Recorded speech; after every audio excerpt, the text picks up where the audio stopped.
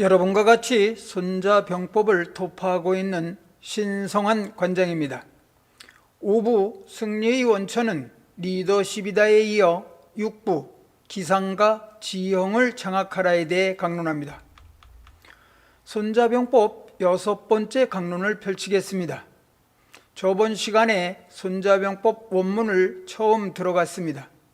오늘 6번째 강론도 손자병법 13편 중에서 첫 번째 편인 시계편에 해당하는 기상과 지형을 장악하라는 내용입니다. 시계편의 뜻이 뭐예요? 전쟁을 시작하기 전에, 상대방과 싸우기 전에 계산하고 또 계산해 보라는 것입니다. 이것을 가장 중요한 것이라고 강조를 합니다. 그러면 도대체 계산이 뭐냐는 것입니다. 드러누워서 이리 뒤척 저리 뒤척거리는 것, 이것이 계산입니까? 이것은 계산이 아니라 고민입니다. 난 싸워서 이길 수 있어. 이건 계산이 아닙니다. 그것은 주관적 확신인 것입니다. 손자가 말하는 계산이라는 것은 아주 객관적인 데이터 분석입니다. 이 객관적인 데이터 분석을 5가지 항목을 갖고 하는데 5가지 틀을 우리는 오사라고 부릅니다. 손자병법에서 오사를 갖고 전쟁을 시작하기 전에 계산을 해보라라고 하는데 첫 번째는 지난 강론에서 다뤘던 도였습니다. 도라고 하는 것이 뭡니까? 도라는 것은 관념도 신비도 아닌 전쟁을 하기 전에 전쟁을 일으킨 지도자와 국민들이 전쟁의 명분을 얼마만큼 공유하고 있느냐 하는 것으로 상하가 합심해서 죽어도 같이 죽고 살아도 같이 산다는 일치된 마음입니다. 전쟁에서 치면 지도자들은 다 도망가고 백성들만 앞에서 싸우라고 하는 것은 도가 없는 나라인 것입니다. 결국 도가 있는 나라라는 것은 무엇입니까? 국민들과 정치 지도자들이 한마음 한뜻이 된 나라, 그게 도가 있는 나라인 것입니다. 손자병법에서는 이 5가지 분석틀 중에 첫 번째를 도, 즉 정치적인 국민의 화합을 말하고 있습니다. 도 다음에 강조하는 것이 오늘 강론하는 천입니다. 천, 참 어렵습니다. 난해합니다. 천이라고 하는 것, 우리나라 말로 말하면 뭡니까? 하늘입니다. 하늘. 병법에서 전쟁을 하기 전에 하늘을 먼저 살펴보라고 합니다. 하늘을 살펴보라면 제단을 차려놓고 향을 피우고 절을 하고 전쟁에 나가라는 것인가요? 여기서 하늘이라고 하는 것은 무엇을 의미하는 것인지가 오늘 강론하는 주제입니다. 손자병법에서 말하는 하늘이란 과연 뭐겠습니까? 오늘 강론의 핵심 주제입니다. 지금부터 하나하나 예를 들어서 천에 대해 설명을 하겠습니다. 지난 강론에서 도에 대해서 얘기했고 오늘은 하늘과 땅에 대해서 강론하겠습니다. 하늘과 땅에 대해 하나씩 도파하다 보면 손자병법에서 말하는 지피지기의 주된 내용이 바로 이거구나 하는 것이 머릿속에 쫙 들어오게 될 것입니다. 그러면 여러분들은 제갈공명처럼 누군가의 책사가 될 수도 있고 회사의 경영자도 조직의 리더도 될 수가 있을 것입니다. 특히 태권도인 여러분들은 무도인으로 어디에서도 손색 없는 태권도인으로 추앙받을 것이라 확신합니다.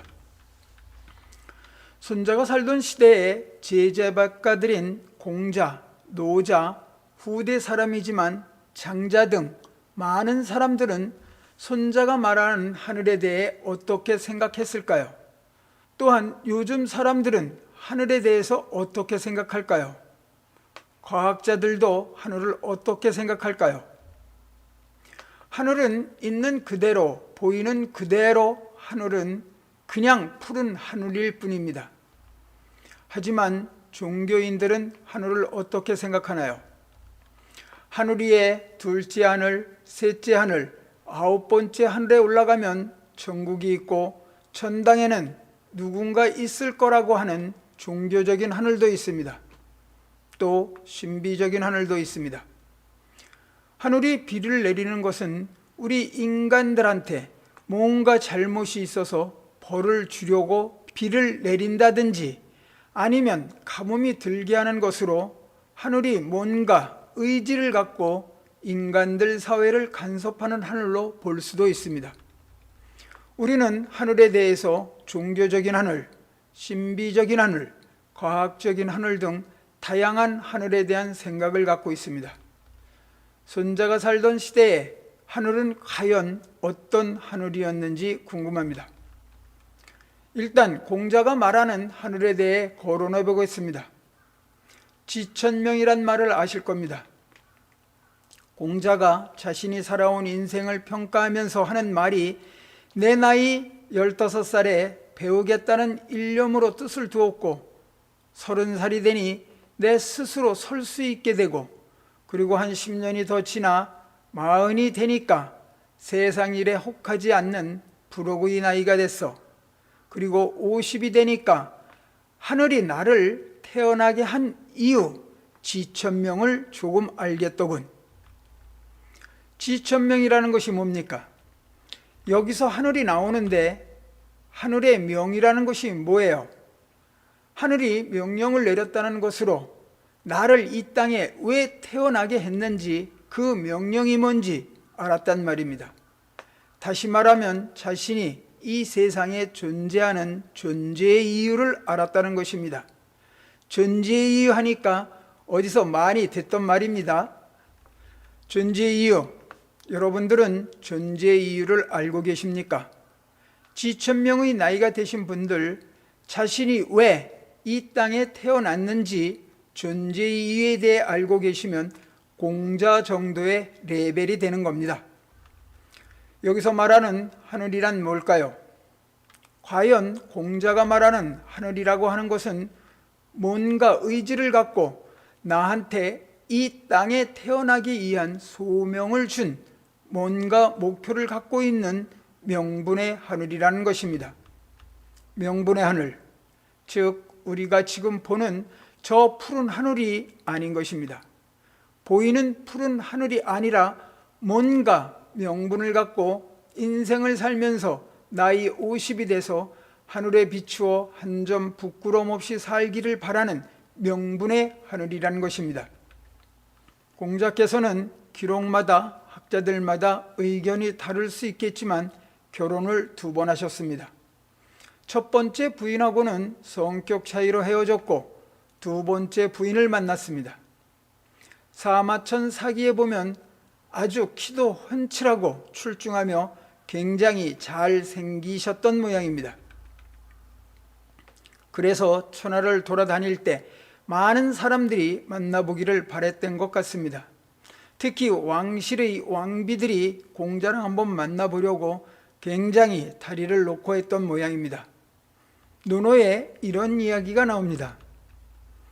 공자의 제자 자로라고 하는 위나라 출신인 제자가 있었는데 그 자로라고 하는 사람이 위나라 사람인 관계로 위나라에서 유명한 그 뭐랄까요, 정치적인 어떤 연관성을 갖고 있는 사람이었던 모양입니다.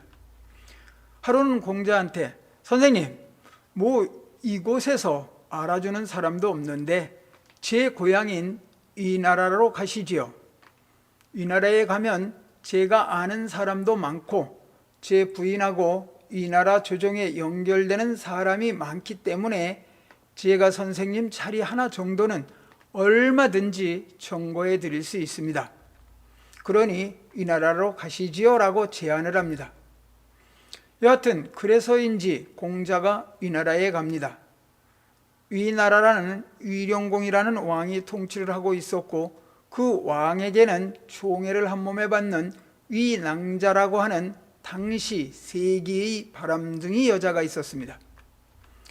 그 위낭자라는 여인이 공자가 위나라에 온다는 얘기를 듣고 공자에게 제안을 합니다. 우리 만나서 같이 음악이나 연주할까요? 당시 음악을 연주한다는 건 연애를 하는 것이었을 것입니다. 처음에는 이런 제안을 거절하다 결국은 같이 마차를 타고 드라이브를 합니다. 별일 아니죠. 마차 타고 드라이브하는 것이 뭐 잘못된 일은 아닙니다. 그때 불같은 자로가 공자한테 면박을 합니다.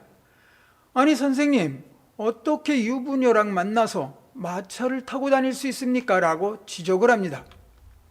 그러자 공자가 이렇게 답을 합니다. 자로야, 내가 맹세코 너한테 말하는데 혹시라도 내가 이 낭자하고 조그만 부정한 일이라도 했으면 천연지신이라 하늘이 나를 싫어할 것이다. 다시 말하면 난 아무 일 없었어. 그냥 만나서 아무 일도 없었어. 여서부자, 내가 요만큼이라도 부정한 일을 했다면 하늘이 나를 정말 미워하겠지 하고는 한 번 더 반복합니다. 여서부자 천염지라고 반복하는 거 보니까 좀 이상합니다. 그냥 내가 부정한 일이 있었으면 하늘이 나를 가만두겠어라고 한 번만 하면 됐지, 하늘이 날 가만두겠니? 아니, 하늘이 날 가만두겠어라고 두 번 말한다는 것 자체가 조금 궁색합니다. 여기서 말하는 하늘이 뭘까요? 공자가 말하는 하늘이 뭡니까? 내가 혹시라도 나쁜 짓 하면 벌을 주는 하늘입니다. 스스로 하늘에 우러러 한 점 부끄럼 없이 사는데 그 명분에 어긋나는 것, 그 명분이 하늘인 것입니다. 적어도 당시 논어에 나오는 상황만 놓고 봤을 때 공자라고 하는 지식인이 생각했던 하늘은 자연 그대로의 하늘이 아닌 것입니다. 그럼 어떤 것입니까? 명분의 하늘인 것입니다. 뭔가 인간사를 주재하는 하늘로서 본 것입니다. 필자가 이런 말을 하는 것은 손자가 말하는 하늘을 말하고자 해서 하는 말입니다. 손자가 말하는 하늘은 공자의 하늘과 전혀 다른 하늘입니다. 아직 손자가 주장하는 하늘에 대해서는 이야기하지 않았습니다. 그럼 노자가 바라보는 하늘은 어떤 의미의 하늘일까요? 노자가 바라보는 하늘은 많은 토론이 있어야 될 사항이지만 노자의 이런 말이 나옵니다. 천지불인, 즉 하늘과 땅은 인하지 않다는 것입니다. 이 말은 천지가 어질지 않아서 만물을 축으로 여긴다. 성인도 어질지 않아서 백성들을 집으로 만든 강아지와 같이 여긴다란 말로, 즉 천지는 불인하여 만물에 무심하고 성인도 이와 같이 무심하여 백성들을 간섭치 않는다는 것으로 도의정치라는 것을 말하는 것입니다. 도의정치란 도덕적인 이치나 원리에 따라 행동하는 것으로 사회적으로 옳다고 여겨지는 행동을 선택하고 실천하는 것을 말합니다. 예를 들어 다른 사람을 배려하고 도움을 주는 것은 도의에 따른 행동인 것입니다. 다시 말하면 뭡니까? 하늘은 비를 내립니다. 그 비를 내리는 것이 사람이 목이 마르기에 내려주는 것입니까? 어떻게 생각하세요? 하늘에서 내리는 비가 우리에게 일용할 양식을 길러주기 위한 특별한 선물입니까? 라고 생각할 수도 있지만 그냥 자연적으로 비가 내리는 것으로 자연현상 그대로 수증기가 올라가 웅축돼 무거워져 다시 땅으로 내려오는 자연현상으로 인간에게 무슨 특별한 목적을 갖고 내리는 비가 아닌 것입니다. 즉 노자가 바라보는 하늘과 땅이라고 하는 건 어떤 인간관계에 대해 무슨 이유로 간섭하는 하늘이 아니라 비를 내리고 사시사철을 바꾸고 우리에게 곡식을 심고 길러주는 것이 특별히 우리 인간을 위해서 뭔가 어진 행동을 하는 것이 아니라는 것입니다. 여기서 하늘은 뭡니까? 어떤 의지를 가진 하늘이 아니라 하나의 그냥 자연현상으로서의 하늘입니다. 장자란 사람은 하늘에 대해서 이런 말을 합니다. 아주 재미있는 이야기로 하늘을 말합니다. 저 하늘이 저렇게 푸르고 푸른데 저게 정말 푸른색일까? 하늘이 푸른색입니까? 저 하늘에서 이 밑을 내려다보면 혹시 여기가 푸른색으로 보이진 않을까요? 달에서 지구를 본다면 하늘은 어떻게 보일까요? 어떻게 보면 우리가 하늘이라고 하는 것도 결국은 뭡니까? 저쪽에서 보면 이쪽이 하늘이고 이쪽에서 보면 저쪽이 하늘인 것입니다. 즉 자연현상이라는 것입니다. 하늘과 땅이라고 하는 것은 우리가 서 있는 위치에서 봤을 때 저곳이 하늘이고 이곳이 땅이지 반대편에서 보면 반대인 것입니다. 하늘과 땅 이해가 되는지요? 결국은 노자나 장자 같은 사람은 하늘을 어떤 명분이나 목적을 가진 하늘로 보는 것이 아니라 그냥 있는 자연 형태로 보는 것입니다.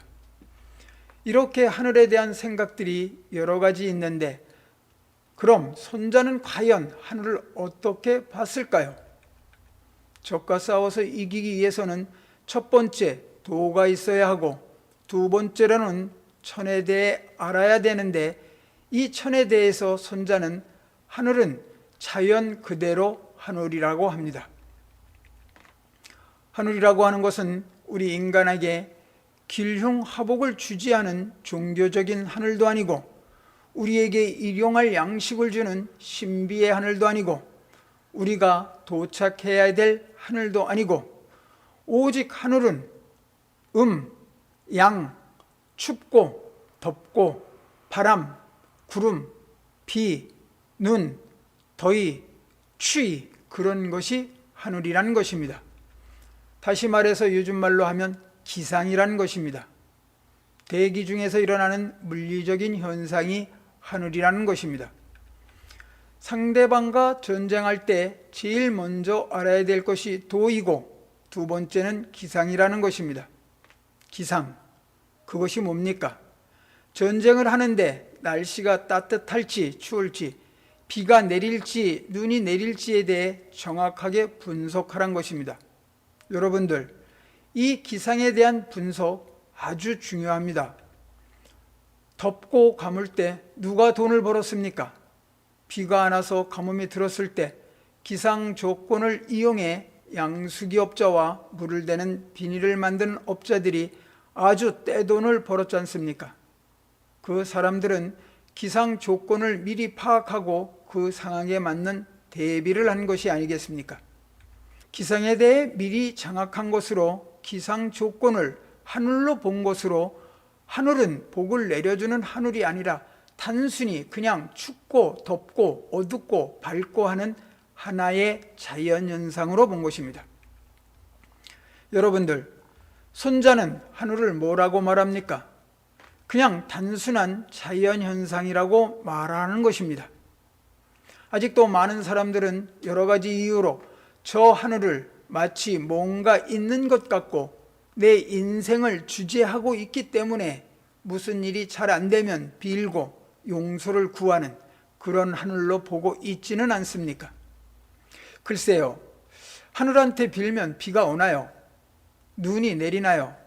손자의 생각에 의하면 그런 심리적인 하늘은 이제 버려야 합니다. 참 대단합니다. 2500년 전에 손자라고 하는 젊은 군사 이론가가 저 하늘을 그야말로 자연 그대로 바라봤다는 것은 2500년이 지난 21세기 과학문명 시대인 지금도 안 되면 하늘을 탓하고 하늘이 그렇게 하는 것이고 조상을 탓하는데 손자는 하늘을 객관적인 자연현상으로서의 하늘이고 자연적 기상 조건으로 보았단 말입니다. 우리는 하늘을 바라보는 생각을 달리할 필요가 있습니다. 이제 저 하늘을 있는 그대로 푸른 하늘로 인지하고 인간이 하늘과 소통하는 것은 그야말로 과학적인 분석을 통해 우리 삶과 치밀하게 매칭시켜 나갈 때 우리는 신비에서 빠져나왔다 할 수 있을 것입니다. 필자가 여러분과 같이 손자병법을 토파하는 이유가 바로 그것입니다. 전체적인 주제는 신비에서 빠져나오고 주관에서 빠져나오고 고대적 사유에서 빠져나와서 새로운 21세기인 지금 객관적이고 분석적이며 뭔가 현실적인 사유를 키우자라는 것이 손자병법의 영원한 주제인 것입니다. 이해가 되십니까? 시제에 대해 번역을 안 했네요. 시제라고 하는 것은 어떤 사건이나 사실이 일어난 시간선상의 위치를 표시하는 것을 말하는 것으로 아주 재미있습니다. 이전이라는 사람이 이런 말을 합니다. 시제라 함은 백성이 살아가는 데 있어서 중요한 시기라는 뜻으로 봄가리, 김매기, 가을거지 등 바쁜 농사철을 말하는 것으로 그때 비가 오느냐, 눈이 오느냐, 바람이 부느냐, 아니면 홍수가 났느냐 등 그러한 상황에 기초해서 적을 제압하는 것이 시제입니다. 손자 이전의 전쟁은 이 시제적 상황은 물론 객관적인 어떤 자연 조건을 전혀 고려하지 않고 오직 무조건 돌격앞으로 했던 것입니다. 손자 이전 시대의 장군들은 날씨, 그거 중요한 것이 아니다, 지형도 중요한 것이 아니다 라고 합니다. 오직 내가 이길 수 있다는 정신력만 있으면 된다고 했습니다. 우리 축구에 있어서 가장 가슴 아픈 게 그런 것 아니겠습니까? 현재는 개선되었지만 과거에는 월드컵에서 일본과 같이 맞붙게 되면 우리나라 선수들이 머리가 터지고 입술이 깨지고 하면서 피를 흘리는데 정신력으로 버텨야 합니다라고 해설하는 아나운서가 말을 하는데 무슨 정신력입니까? 정신력? 아니 무슨 정신력으로 이깁니까? 정신력으로 그것은 100번 싸워서 한두 번 정도 이기는 것입니다. 정신력을 포함한 과학적 축구를 해야 하는 것입니다. 과거 우리는 일본을 항상 이겼는데라고 과거 이야기만 하면 뭐합니까? 일본은 철저하게 어렸을 때부터 과학적인 축구로 훈련을 하고 잔디구장에서 제대로 된 훈련을 했단 말입니다. 그런데 우리는 그런 것보다 선수들에게 정신력으로 싸우라고 정신력을 강조했던 것입니다. 정신력으로 이기는 것은 한두 번입니다. 정신력은 서로가 대등할 때 이길 수 있는 것입니다. 대학생과 초등학생이 싸우는데 정신력으로 되겠습니까? 그런 영웅 심리적 주관적인 방식을 이제는 버려야 합니다. 손자가 주장하는 하늘이라는 것이 바로 그런 것입니다. 객관적으로 바라보자는 것입니다. 기상 조건을 상황에 따라서 있는 그대로 받아들여 적을 제압하는 전술을 다양하게 구사, 반영할 때 승리를 할 수 있다는 것입니다. 하늘 다음으로 손자는 땅을 말합니다. 오사, 도, 천, 지, 장, 법 중에 천 다음으로 지를 말합니다. 지는 또 뭡니까? 땅이 뭐예요 대체? 그냥 땅입니다. 땅. 손자는 전쟁을 하기 전에 기상 상황에 대해서 잘 살피고 또 지형을 잘 살펴야 한다고 강조합니다. 지형이 좁은 곳이냐 넓은 곳이냐, D가 막다른 곳이냐 T인 곳이냐 등을 분석해 보라는 것입니다. 배수진이란 말이 있지 않습니까? 강물을 등지고 적과 싸우면 도망갈 데가 없으니까 어차피 도망도 못 가니 죽기 살기로 싸우게 되는 것 아닙니까? 그래서 지형 조건이 전쟁 승패에 있어서 세 번째로 중요하다고 하면서 지형에 대해서 이렇게 주장을 합니다. 첫 번째로 원근에 대해서 강조를 합니다. 두 번째로는 험을 강조합니다. 땅을 무슨 신비적인 존재로 보는 것이 아니라 내가 적을 공격해서 그 적과 만날 곳이 먼 곳인지 가까운 곳인지 험한 곳인지를 파악해야 한다는 것입니다. 먼 곳인지 가까운지를 파악해야 군수품을 얼마나 준비할지 알지 않겠습니까? 하루 길을 떠나는 사람은 하루 두 끼 식량만 갖고 가면 되지만 한 달 길을 떠나는 사람은 한 달 먹을 양식을 갖고 가야 하지 않습니까? 그런 가늠을 할 수 있는 것이 먼 곳인지 가까운 곳인지 알아야 결정을 할 수 있는 것이 아니겠습니까? 거리가 얼마나 되는지에 대한 판단이 땅에 대한 객관적인 분석입니다. 두 번째로는 전쟁할 곳이 험한 곳인지 평탄한 곳인지에 대한 분석이 있어야 된다는 것입니다. 미국이 과거에 베트남 전쟁에서 패했습니다. 왜 졌을까요? 지형에 대한 분석을 하지 못해서 졌던 것입니다. 지형에 대한 완벽한 인식이 없었던 것입니다. 그냥 폭탄만 퍼오면 이길 줄 알았던 것입니다. 밀림 산악지대라고 하는 베트남의 지형적 환경에 대한 인식이 없었던 것입니다. 베트콩들이 다 땅굴로 들어갔죠. 거미집처럼 얽힌 땅속 지형과 밀림이란 지형적 고려 없이 무조건 폭탄만 퍼부으면 이길 줄 알았던 것입니다. 결국은 졌지 않습니까? 아무리 강대국이라고 해도 풍부한 전쟁 물자와 신형 무기를 갖췄어도 지형에 대한 정확한 분석이 없으면 안 되는 것입니다. 그래서 걸프전 사막의 폭풍 작정 때는 우방국 사우디아라비아에서 3개월간 사막에 적응을 시켜 지형에 대한 숙지를 한 다음 전쟁에 투입시켰지 않습니까? 지형이라고 하는 것 굉장히 중요합니다. 기업에 있어서 입지 조건이라는 게 얼마나 중요합니까? 미국의 유명한 기업 도시 실리콘밸리라고 있지 않습니까? 실리콘밸리가 왜 번창을 할까요? 기후는 따뜻한 바람이 불고 뒤에는 산이 있고 앞에는 바다가 있고 스탠포드 대학에서 각 분야별 인재들이 나오는 등 기업을 하기 좋은 입지 조건을 갖고 있지 않습니까? 그렇기 때문에 실리콘밸리가 크게 발전하는 것 아니겠습니까? 지형이라고 하는 건 전쟁뿐만이 아니라 현대 경영학에 있어서도 상당히 중요한 요소입니다. 그래서 손자는 그 지형이 험난한 곳이냐, 평탄한 곳이냐, 넓은 곳이냐, 좁은 곳이냐를 따져봐야 하고 그런 장소에 가면 싸워서 죽을 땅인지 살아서 돌아올 땅인지 사전에 따져봐야 한다고 하는 것입니다. 손자는 하늘에 대한 기상 조건인 춥고 덥고 어둡고 밝은 곳인지를 따져본 후 기상 조건과 맞물려 지형 조건에 대해서도 철저한 분석을 하라고 말하고 있는 것입니다. 지형에 대한 분석에 있어서 원근이 왜 중요한지에 대해 장애란 사람이 주석을 이렇게 답니다. 지형 조건 중 원근에 대한 분석이 왜 중요하냐면 우직지계를 쓰기 위해서 중요하다고 주석을 답니다. 장애가 단 주석에 의하면 지형에 있어서 원근의 기초에서 분석한 결과로 우직지계를 해야 한다는 것입니다. 우직지계는 곧바로 가는 것이 아니라 돌아간다는 것입니다. 상대방하고 싸우러 가는 데 있어서 우회를 해서 갈지 곧바로 가야 될지를 판단하는 것은 원근을 알아야 계산이 나온다는 것입니다.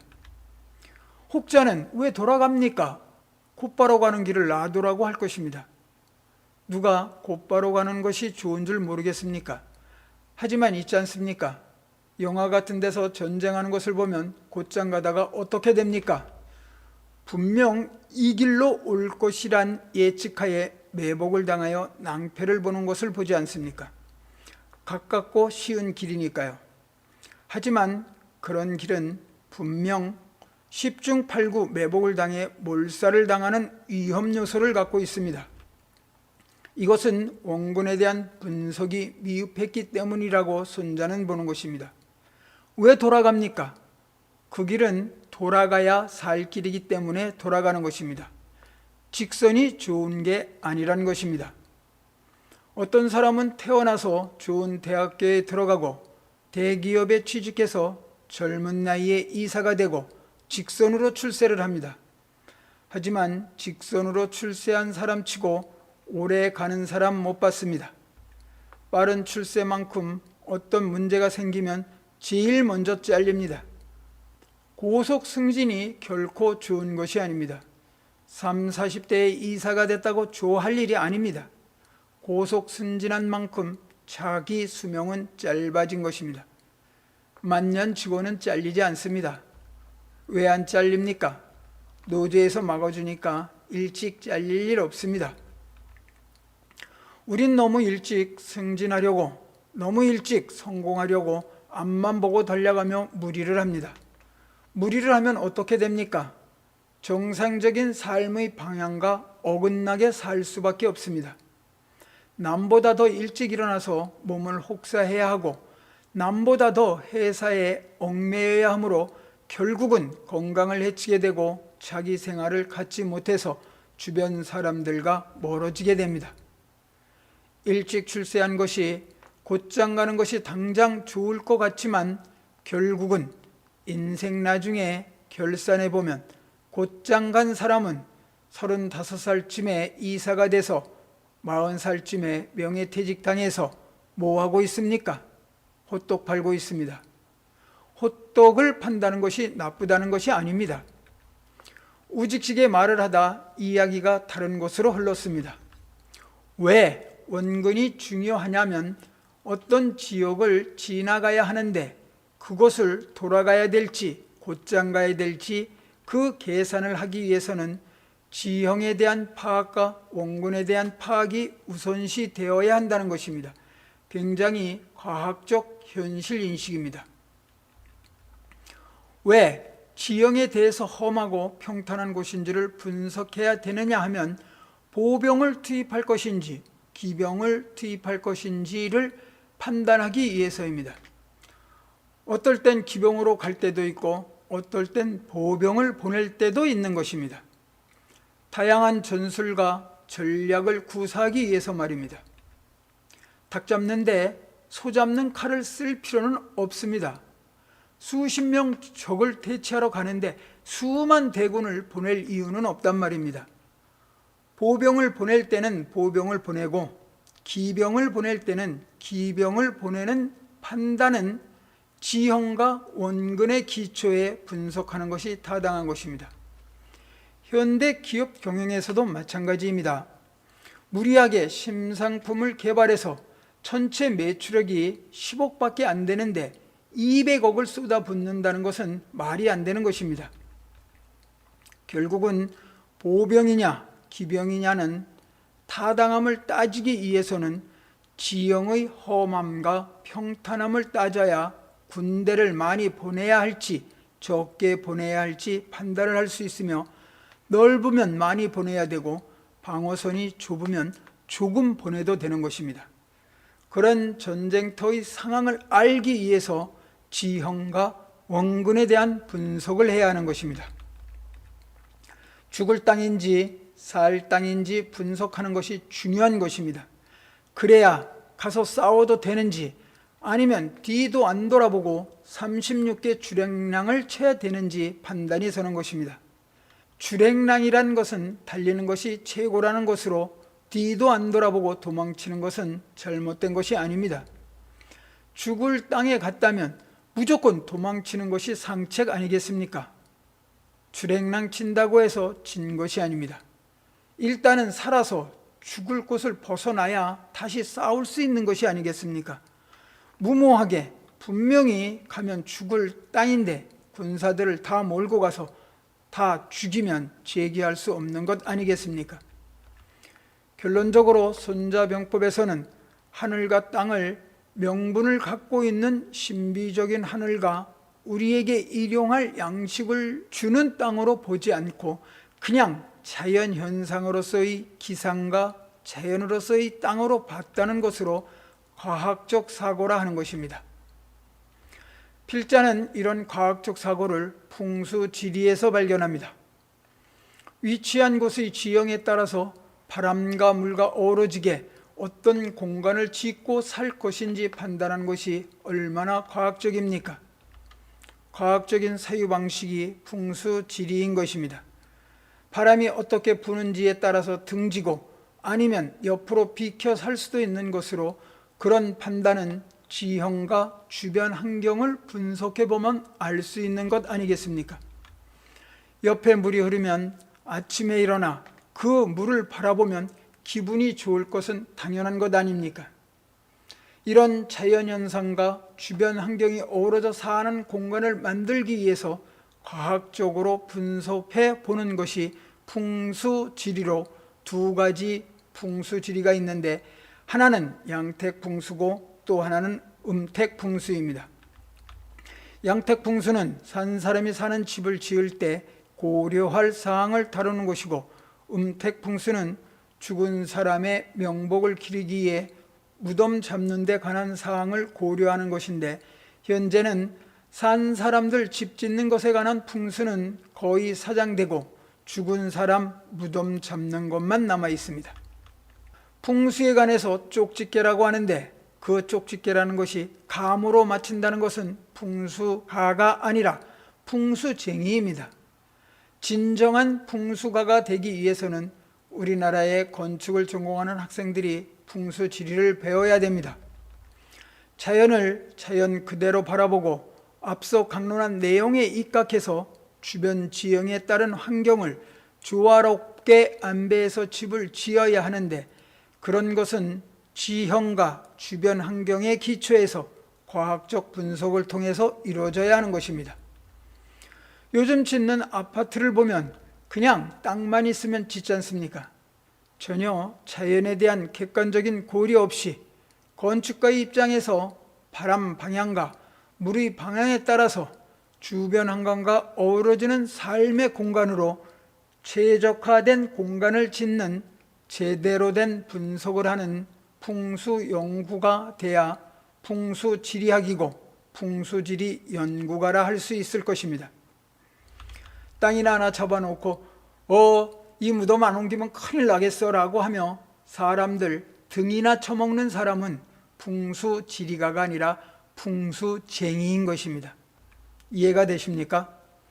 의사들도 마찬가지입니다. 진정한 의술을 구사해 사람을 살리는 의사 선생님이 되려면 어떻게 해야 됩니까? 항생제를 쓰지 않고 최대한 사람 몸에 이롭게 처방을 해 병을 낫게 해야 하는 입장에서 고민을 하면서 치료를 하는 사람이 의사 선생님인 것입니다.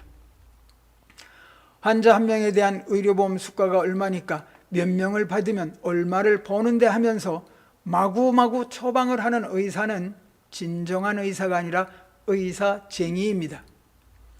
의사쟁이가 될 것인가 아닌가는 본인이 결정하는 것입니다. 약사님이냐 약사쟁이냐, 의사쟁이냐 의사님이냐는 본인들이 결정한단 말입니다. 당장은 돈 벌고 좋을지 모르겠습니다만 시간이 지나면 어떻게 됩니까? 쟁이로 전락할 수밖에 없습니다. 쟁이라도 돈만 많이 벌면 된다고 하면 할 말이 없습니다. 다시 본론으로 돌아와 자연에 대한 인식에 대해 강론합니다. 선제가 바라보는 하늘과 땅이라고 하는 것은 첫 번째는 길이고, 두 번째는 하늘이고, 세 번째는 땅으로 그야말로 우리 인간과 인간을 둘러싸고 있는 자연 현상으로서 이해를 해야 한다는 것입니다. 공무원들이 신도시를 짓고 기업들이 새로운 공장을 세운다고 하고 또 통치 행위를 할 때 위정자들이 어떤 마인드를 갖고 하고자 하는 행위에 접근하는가 하는 것입니다. 기업 경영을 하는 마인드와 공무원들이 신도시를 정하거나 공장 하나를 짓더라도 얼마나 기상 조건과 자연 조건을 고려하고 객관적으로 다가가는가 하는 것입니다. 이제는 적어도 손자병법을 읽은 분이라면 신비적인 하늘에서 벗어나야 됩니다. 모호한 하늘의 개념에서 벗어나 땅은 땅이요 하늘은 하늘인 것으로 받아들여야 합니다. 어둡고 밝고 춥고 덥고 하는 하늘의 기상에 대한 통제권을 인식해야 합니다.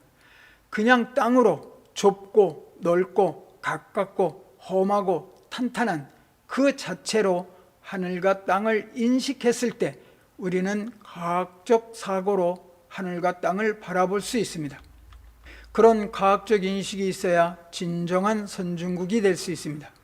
그래야 21세기를 사는 것입니다. 아직도 옛날의 신비적인 하늘로 천국이거나 우리 일상을 강제하는 하늘로 인식하면 21세기를 살지만 진정한 21세기를 사는 것이 아닙니다. 다시 강조합니다. 하늘은 그냥 하늘이고 땅은 땅입니다. 오늘 손자병법 6번째 강론을 마치겠습니다.